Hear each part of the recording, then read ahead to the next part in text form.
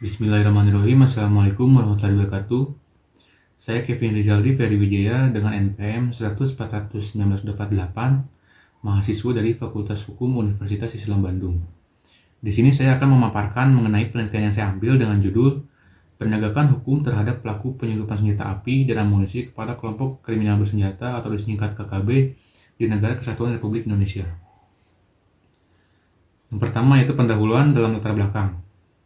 Sejarah terbentuknya Papua dan konflik yang terjadi di Papua.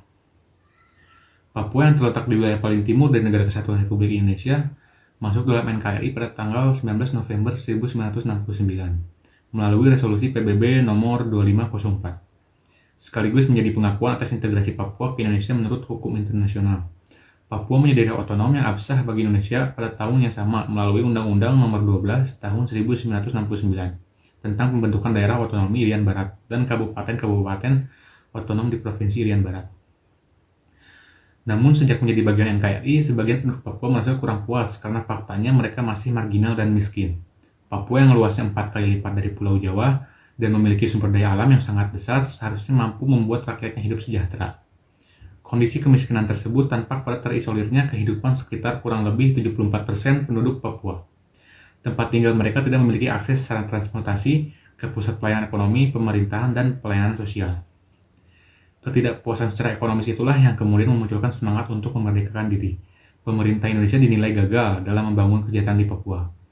Apalagi dengan diadakannya operasi militer oleh pemerintah pusat untuk mengatasi pemberontakan separatisme di Papua yang dalam faktanya justru banyak menimbulkan pelanggaran HAM.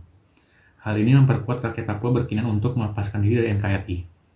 Lalu adanya intrastate konflik seperti konflik pemberontakan dan gerakan separatis di Papua merupakan lahan subur bagi penyelundupan senjata.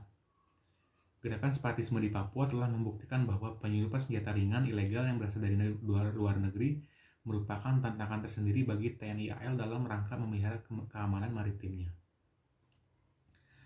Selanjutnya yaitu identifikasi masalah.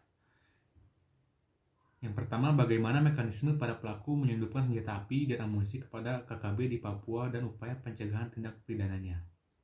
Yang kedua, bagaimana penerapan Undang-Undang Darurat Nomor 12 Tahun 1951 terhadap pelaku kasus penyelundupan senjata api dan amunisi kepada KKB. Selanjutnya, pembahasan. Analisis mekanisme para pelaku menyelundupkan senjata api dan amunisi kepada kelompok kriminal bersenjata di Papua dan upaya pencegahan tindak pidananya. Para pelaku ini menggunakan dua jalur yang dilewati, yaitu jalur darat dan jalur perairan nasional. Hal ini terjadi karena kurangnya sistem pengamanan di area perbatasan Indonesia. Lalu lemahnya sistem pengamanan dan penegakan hukum di laut nasional. Selanjutnya, analisis bagaimana penerapan Undang-Undang Darurat Nomor 12 Tahun 1951 terhadap pelaku penyelundupan senjata api dan amunisi kepada kelompok kriminal bersenjata. Ketentuan mengenai kepemilikan senjata api ilegal tertuang dalam pasal 1 ayat 1 yang disebutkan barang siapa yang tanpa hak memasukkan ke Indonesia, membuat, menerima, mencoba memperoleh, menyerahkan atau mencoba menyerahkan, menguasai, membawa, mempunyai persediaan padanya atau mempunyai dalam miliknya, menyimpan, mengangkut, menyembunyikan, mempergunakan, atau mengeluarkan dari Indonesia sesuatu senjata api, amunisi, atau sesuatu bahan peledak dihukum dengan hukuman mati atau hukuman penjara seumur hidup atau hukuman penjara sementara setinggi-tingginya 20 tahun.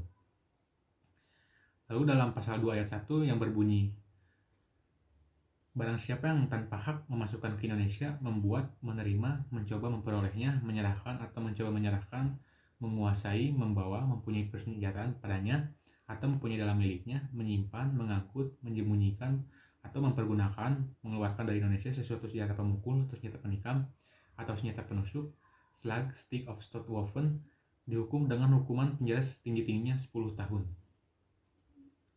Lalu penutup dalam kesimpulannya yaitu mekanisme para pelaku senjata api pada KKB di Papua seharusnya dilakukan dengan upaya pencegahan upaya preventif dan represifnya agar tidak terjadi lagi kasus-kasus yang serupa.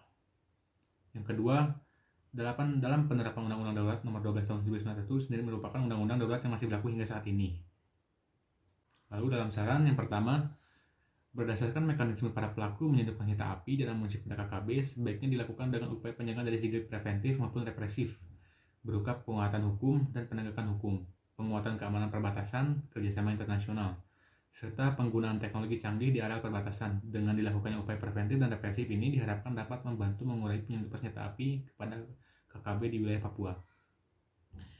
Lalu yang kedua yaitu dalam hukum positif di Indonesia, pemberantasan kasus penyelundupan senjata api sudah diatur dalam Undang-Undang Darurat Nomor 12 Tahun 1951, dan undang-undang tersebut dirasa sudah cukup untuk mengatur mengenai penyelundupan senjata api. Namun, dalam penerapannya ada beberapa kasus penyelundupan senjata api yang tidak dapat ditangani dengan baik, dikarenakan kurangnya anggaran yang diberikan oleh pemerintah kepada lembaga penegak hukum terkait keamanan negara yang bersentuhan dengan kasus penyelundupan senjata. Di sisi lain, pemerintah harus mengatur kembali mengenai tupoksi penegak hukum yang menangani kasus penyelundupan senjata api. Terima kasih yang bisa saya sampaikan. Wassalamualaikum warahmatullahi wabarakatuh.